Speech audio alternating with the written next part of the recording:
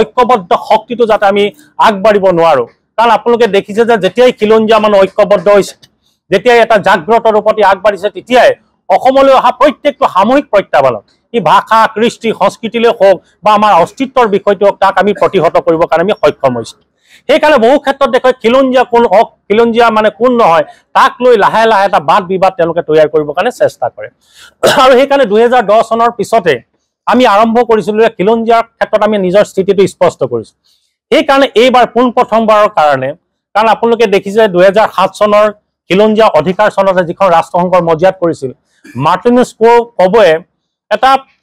গোটেই ৱৰ্ল্ডৰ গোটেই দেশবিলাকক লৈ পিনি তেওঁলোকে ৰাষ্ট্ৰসংঘৰ মজিয়াত খিলঞ্জীয়া সম্প্ৰদায়িক যিটো এটা বিষবাস্প বাতাবৰণ তৈয়াৰ কৰিবৰ কাৰণে ধৰ্মীয় উন্মাদনা সৃষ্টি কৰিবৰ কাৰণে চৰকাৰখনে কাম কৰিছে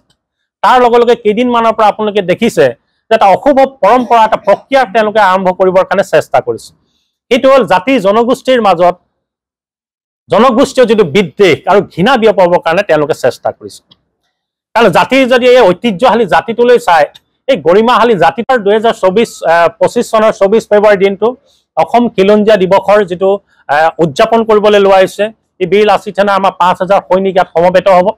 আৰু 2026 24 ফেব্ৰুৱাৰীত জানে ই যে 200 বছৰ অতিক্ৰম কৰিব 200 বছৰ সম্পূৰ্ণ কৰিব গতিকে সেই অনুষ্ঠানটো যাতে আমি জাক জমকতাৰে উদযাপন কৰিব পাৰোঁ অসমৰ বিভিন্ন প্ৰান্তৰ খিলঞ্জীয়া